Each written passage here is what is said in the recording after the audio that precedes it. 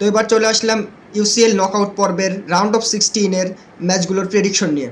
তো এবারে চ্যাম্পিয়ন্স লিগের ম্যাচগুলোকে দুই ভাগে বিভক্ত করা হয়েছে, যেখানে এক পাশে রয়েছে রিয়াল মাদ্রিদ, চেলসি, পিএসজির মতো শক্তিশালী প্রতিপক্ষগুলো এবং আরেক পাশে রয়েছে বার্সেলোনা, অ্যাটলেটিকো মাদ্রিদ, টটেনহ্যামের মতো দুর্বল তুলনামূলক প্রতিপক্ষরা।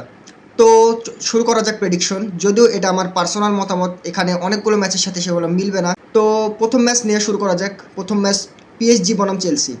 তো এই ম্যাচে মনে হচ্ছে পিএসজি জয়লাভ করবে, কারণ যদিও চেলসি ভালো ফুটবল করছে, পিএসজি যদিও তাদের নিজের স্বাচ্ছন্দ্যে ফর্মে নাই, তারপরেও চ্যাম্পিয়ন্স লিগের মতো ম্যাচে পিএসজি মনে হচ্ছে চেলসিকে বিট করবে। সেটা দুই লেগ মিলে হলেও মনে হচ্ছে বিট করবে। তো পরের ম্যাচ নিয়ে বলতে গেলে বার্সেলোনা এবং নিউক্যাসল। তো এখানে বার্সেলোনা ফেভারিট দল হিসেবে অবশ্যই যাবে নিউক্যাসলে খেলতে। তো আজকে রাত থেকে ম্যাচ সেহেতু এখানে বার্সেলোনা দুই লেগেই জয় পাওয়ার সম্ভাবনা বেশি। অর্থাৎ বার্সেলোনা এখানে দুই লেগেই জিতবে বলে এবং কোয়ার্টার ফাইনাল চলে যাবে বলে আশা করা যায়। তো তারপরে ম্যাচ আসে গ্যালাতাসারাই এবং লিভারপুলের মধ্যে। এখানে একটি রোমাঞ্চকর ঘটনা আমরা দেখতে পেতে পারি, কারণ গ্যালাতাসারাই তাদের হোম গ্রাউন্ডে বরাবরই শক্তিশালী। ওসিমিনের মতো ভালো ভালো প্লেয়ারগুলো সেখানে রয়েছে এবং তারা যে ফিজিক্যাল ফুটবল খেলে সেটা লিভারপুল হ্যান্ডেল করতে পারবে কি না সেটা আমি খুব বেশি কনফিউজড এই বিষয়ে। তো দেখা যাক লিভারপুল তাদের স্বাচ্ছন্দ্য ফর্ম রাখতে পারে কিনা গ্যালাতাসারাইয়ের বিপক্ষে। কিন্তু এই ম্যাচটায় একটা অঘটন মনে হচ্ছে ঘটবে, গ্যালাতাসারাই কোয়ার্টার ফাইনালে চলে যাবে বলে আমি আশা করি। তো তার পরবর্তী ম্যাচ অ্যাটলেটিকো মাদ্রিদ ও টটেনহ্যামের মধ্যে।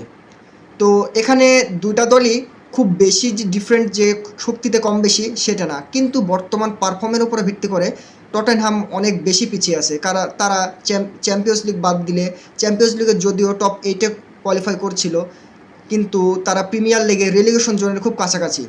তো এখানে অ্যাটলেটিকো মাদ্রিদ বর্তমান ফর্মের বিচারে কোয়ার্টার ফাইনালে চলে যাবে, সেটা আশা করা যায়। তো তারপরে বড় এক্সাইটিং ম্যাচ যেটা রিয়াল মাদ্রিদ এবং ম্যান সিটি, যেটা ইউরোপিয়ান ক্লাসিকো নামে পরিচিত। এবারে বর্তমান ফর্ম বিবেচনা করলে রিয়াল মাদ্রিদের অবস্থা খুবই হতাশাজনক। তারপরেও তাদের কি প্লেয়ার্সগুলো যেগুলো তারা সবাই ইনজুরিতে, যেমন বেলিংহাম, রদ্রিগো বড় বড় সিটির সাথে ভালো খেলে সবাই ইনজুরিতে। ম্যান সিটি অন্যদিকে অনেক ভালো ফর্মে আছে। তো বর্তমান পারফর্ম বিবেচনা করলে রিয়াল মাদ্রিদ কোয়ার্টার ফাইনালে যেতে পারবে না, সেখানে রিয়াল মাদ্রিদকে বিট করে ম্যান সিটি যাবে বলে আশা করা যায়। তারপরে যে ম্যাচটি হচ্ছে বোর্ডো এবং স্পোর্টিং। এখানে দুটা লো কোয়ালিটির টিম হলেও দুটা কিন্তু কাছাকাছি শক্তির দল। তো এখানে স্পোর্টিং মেবি বোর্ডোর যে রোমাঞ্চকর রান চলছে এই চ্যাম্পিয়ন্স লিগে সেটা মনে হয় বিট করবে এবং স্পোর্টিং চলে যাবে রাউন্ড অফ 16 পার করে কোয়ার্টার ফাইনালে। তারপরে ম্যাচ আসে আটালান্টা এবং বায়ার্ন লেভারকুসেন। এবার চ্যাম্পিয়ন্স লিগে দুর্দান্ত ফর্মে আছে বায়ার্ন এবং এই ফুল সিজনে ভালো ফর্মে আছে। তো এখানে আটালান্টা খুব বেশি যে সমস্যা করবে বায়ার্নের তা মনে হচ্ছে না। তো বায়ার্ন ইজিলি চলে যাবে দ্বিতীয় রাউন্ডে। তো তারপরের ম্যাচ সেটা হচ্ছে আর্সেনাল এবং লেভারকুসেন। এখানে আর্সেনাল তো অন্যতম শক্তিশালী দল ইউরোপের বর্তমানে এবং লেভারকুসেন খুব ভালো ফর্মে নাই। যদিও তারা একটি আনপ্রেডিক্টেবল টিম, তারপরেও আর্সেনালকে বিট করার মতো ক্যাপাবিলিটি মনে হচ্ছে না তাদের মধ্যে আছে। তো এখানে দুই লেগ মিলে আমার মনে হয় আর্সেনাল ইজিলি কোয়ার্টার ফাইনালে চলে যাব। তো প্রেডিকশনের অনেকটা মিলবে, অনেকটা মিলবে না। তো এটা ছিল আমার একদম পার্সোনাল মতামত।